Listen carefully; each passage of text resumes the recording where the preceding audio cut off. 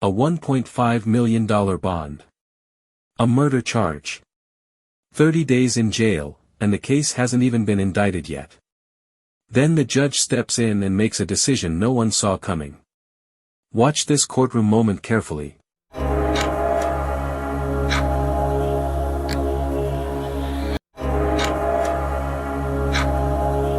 Has been charged with the offense of murder. The case has been filed and not indicted yet. Mr. Burbank was appointed to represent Mr. Stanberry. Ms. Holmes has joined in just with regard to filing an application for writ of habeas corpus seeking a bail reduction. And so we set it for this hearing. Mr. Stanberry's bond is currently set at $1.5 million. And Ms. Holmes, you may proceed. Thank you, Your Honor. Your Honor, I guess in regards to the case, we have limited information. All we have at this point is a PC affidavit, which is kind of generalized. I have met with Mr. Stanberry in regards to the allegation, and we do believe once we provide a packet, possibly once this case reaches the district attorney's office for the grand jury to review, then there may or may not be an indictment. We don't know at this point. Mr. Stanberry has been in custody since November 7th. I did meet with the intake division on yesterday. They do not have the case received at the district attorney's office at this point. It is still with the police department. And so we do not have a timeline on when this case may possibly come to the district attorney's office. Your Honor, Mr. Stanberry, with the current bond amount, we do believe that it is excessive. In looking at other individuals who are currently incarcerated, Mr. Stanberry has the highest bond at the jail, him and one other inmate. And looking at other individuals at the jail, especially those who have murder charges that are not indicted at this point, their bonds currently range from $250,000 to $350,000, and I do have those names if the court needs those. Your Honor, we are asking that, in light of this, that Mr. Stanberry bond be reduced to a reasonable amount. He does have family here who will make sure that they secure his presence. Just briefly. Although we don't have all the information, I can say from what I do know that in regards to this particular case, Mr. Stanberry did not flee. He's actually the one who called 911 after this occurred. He was cooperative with law enforcement and provided his statement of events and everything that happened. So I do believe that that is a mitigating factor for the court to put into consideration, that we do not believe that he will be a flight risk if the court reduces his bond to a reasonable amount to allow him to bond out. Since this has occurred, Mr. Stanberry has lived in the area since 2020. In which he was relocated from a hurricane, in which he moved with at the time with his children, who do reside here in Beaumont with their mother, in which they share joint custody. Since this has occurred, Mr. Stanberry has lost that apartment, where this occurred at his apartment. If he is allowed to bond out, he does plan, or is in hopes of planning, to live with his current girlfriend, who's here as well with his parents.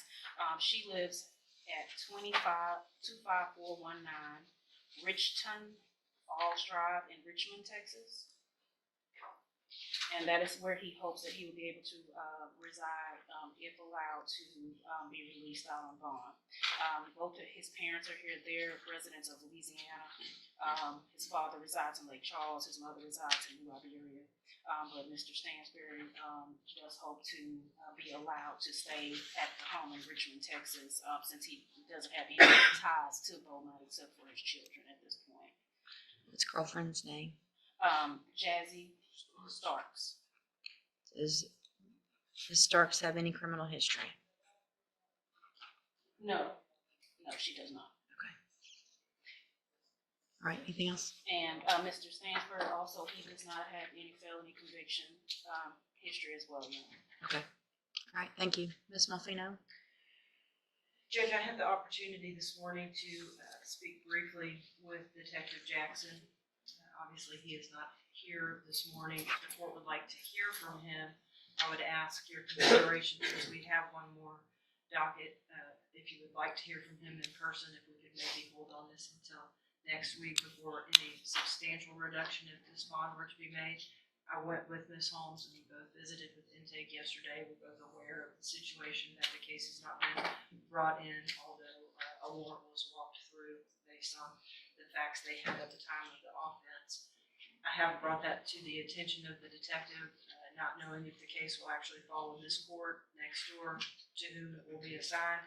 I have very limited amount of information, but I did make it very clear to the Beaumont Police Department, and they were very receptive to the fact that this case, even if it is absent some of the documentation, such as the phone download that the detective mentioned, it needs to be brought sooner rather than later to the district attorney's office, in all fairness to the defendant. But as the court has very limited information about the facts, I think there is going to be a dispute with respect to an affirmative defense versus an intentional murder.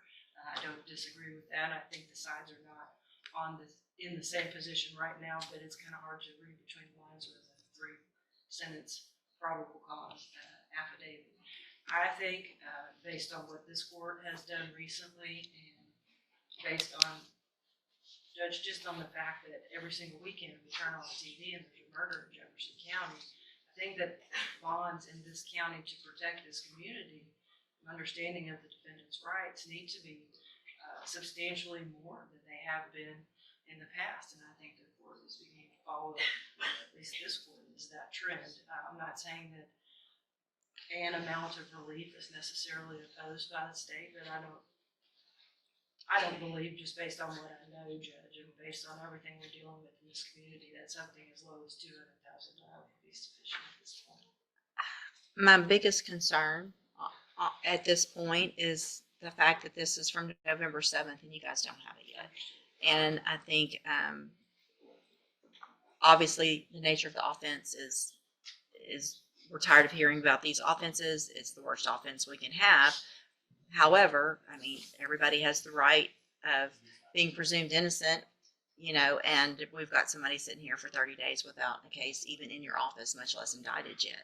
And I think that's a big problem that needs to be addressed. And it doesn't leave me a lot of, I think legally, probably required to do relief, because obviously the state couldn't be ready because you don't even have the case yet.